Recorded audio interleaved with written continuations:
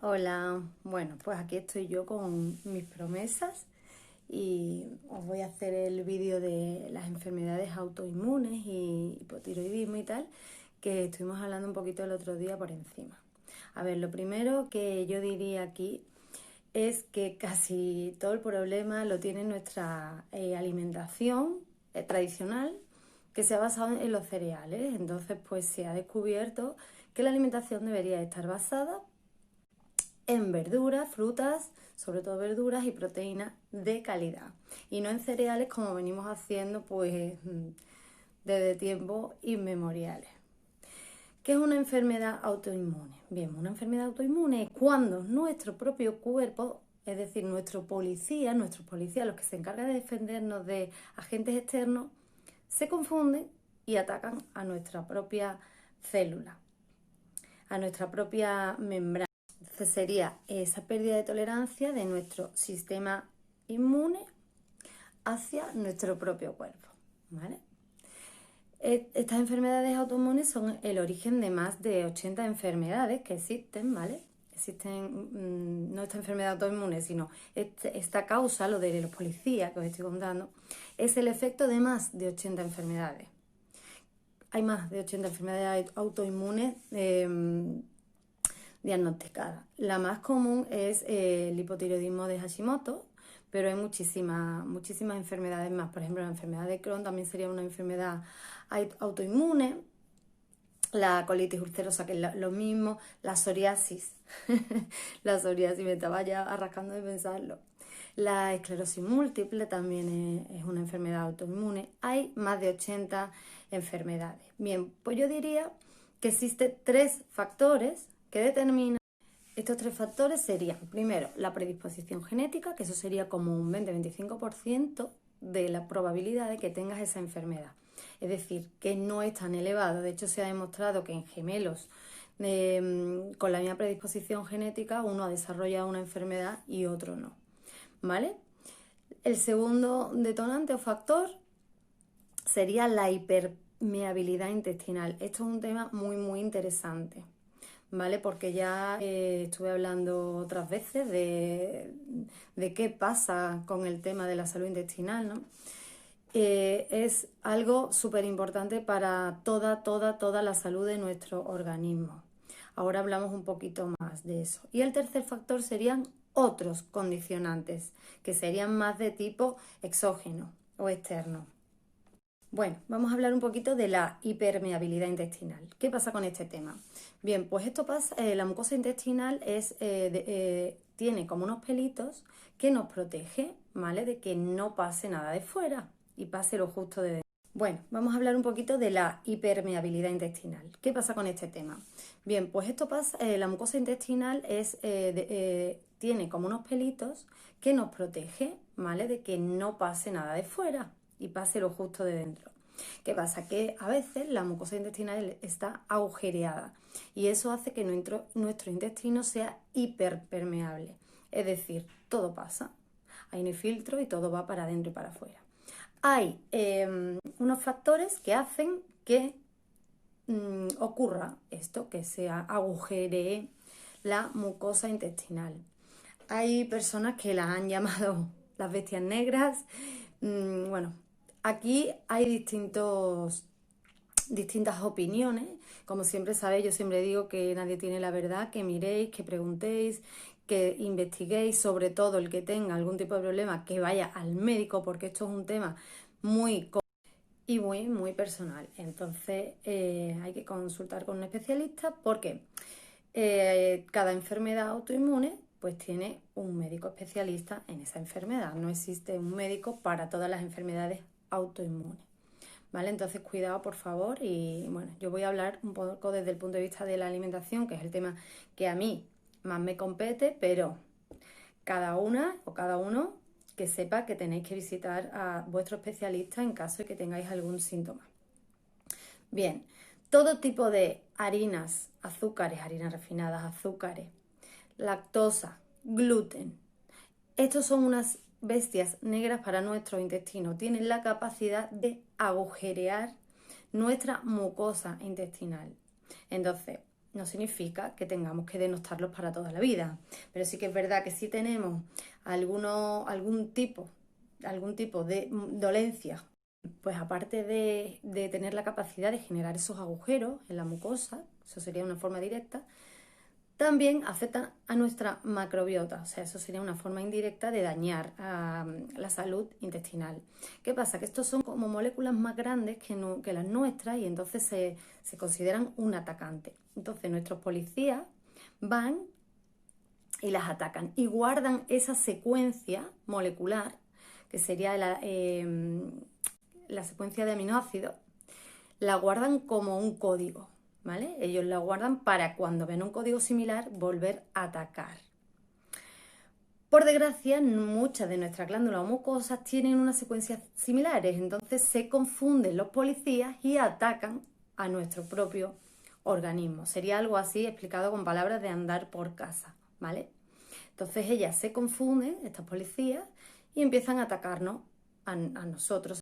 Esto se llama mimicidad molecular, ¿vale? Atacan por confusión. Realmente se vuelven un poco locas, pero es porque la secuencia es muy similar, ¿vale? Eso sería el tema de la hipermeabilidad intestinal. Y luego, por último, tenemos otros factores. El estrés. El estrés es súper importante para este tema. Afecta directamente. Por eso yo digo muchas veces que este tipo de enfermedades le ha dado por la mujer, porque tenemos más predisposición a ello, porque sufrimos bastante más estrés que los hombres. El tabaco, el flúor del agua, todos los tóxicos a los que estamos expuestos todos los días, la amalgama en la boca también sería un factor determinante, el no descansar. Estos son factores, digamos, exógenos, pero que también, por supuesto, influyen de una manera muy determinante en que padezcamos o no este tipo de...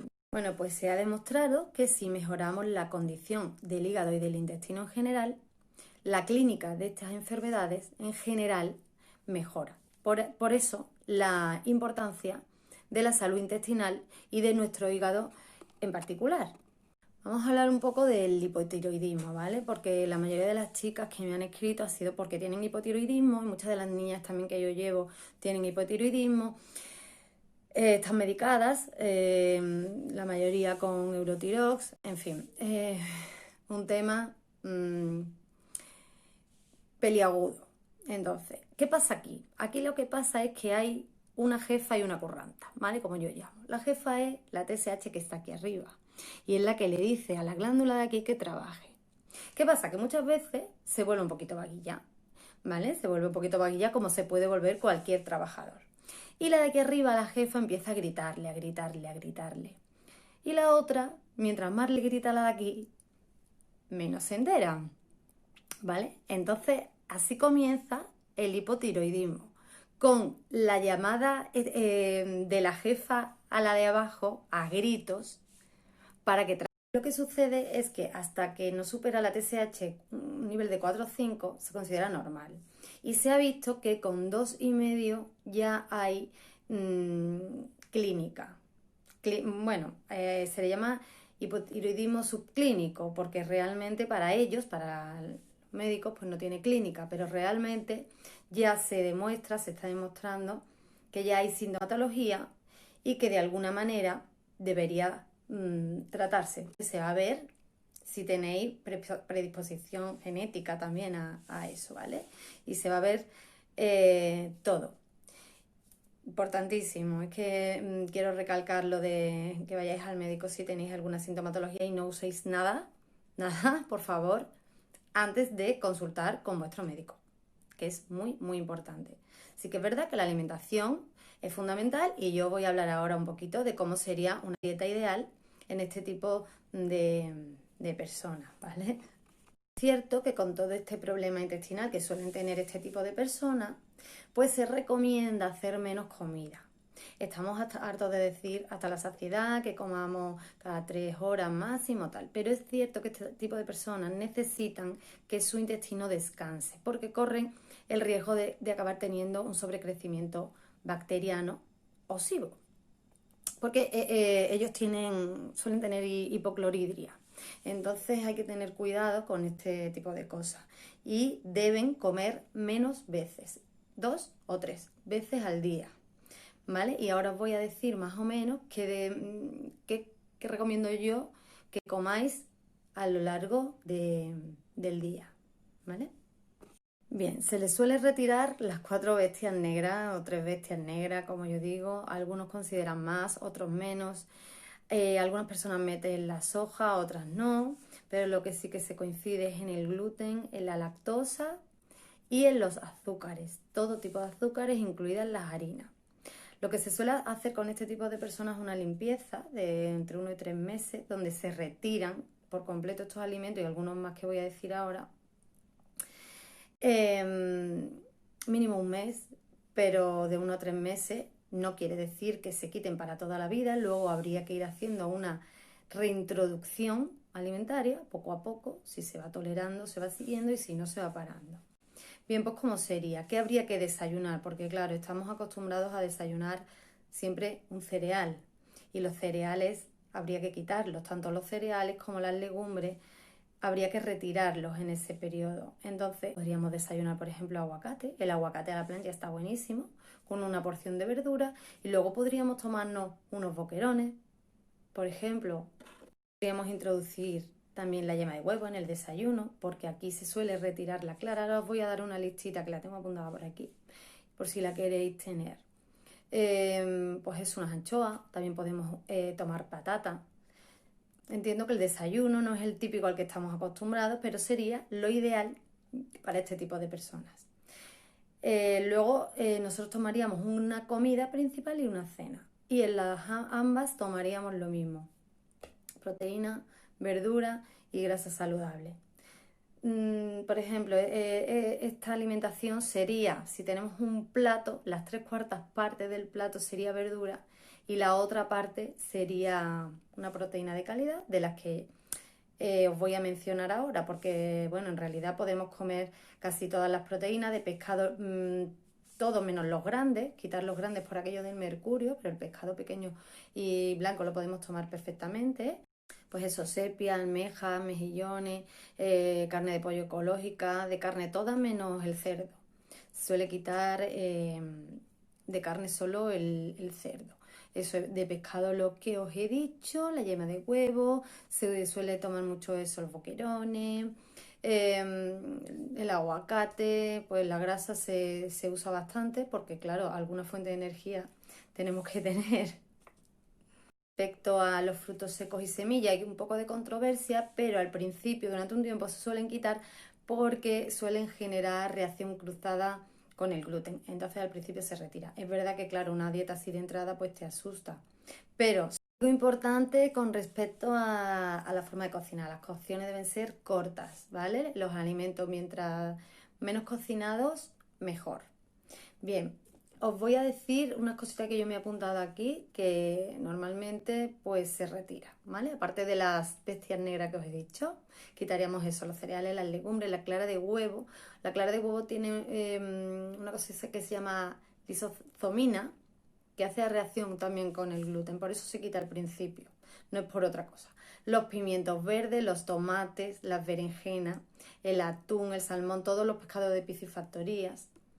La patata se puede tomar, pero que no tengan la piel verde, y hay que guardarlas en un sitio cerrado y oscuro, ¿vale? Y quitarle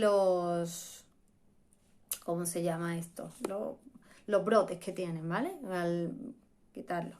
Cuando las preparéis, las podéis guardar en la nevera, que tienen si empiezas a notar tu mejoría a nivel intestinal y a nivel de estado de salud general, pues claro, la cosa ya cambia considerablemente.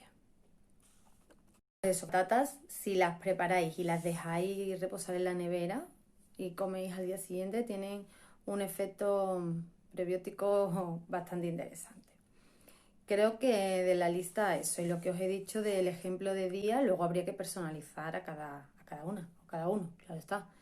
Pero en líneas generales sería un poco así. Y creo que nada más, lo dicho, que vayáis a vuestro médico especialista y os miréis. Y luego habría que personalizar a cada una, o cada uno, claro está. pero en líneas generales sería un poco así. Y creo que nada más, lo dicho, que vayáis a vuestra